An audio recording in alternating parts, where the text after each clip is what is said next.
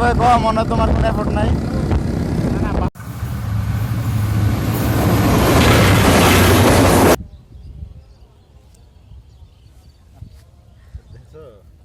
গ্রামের পোলাবানি আসলে আসল ফিল পায়।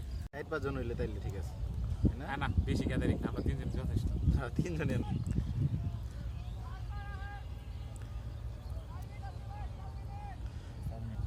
লো লো লো লো নাই ওটা পরে চলো আগে খেয়ে লো।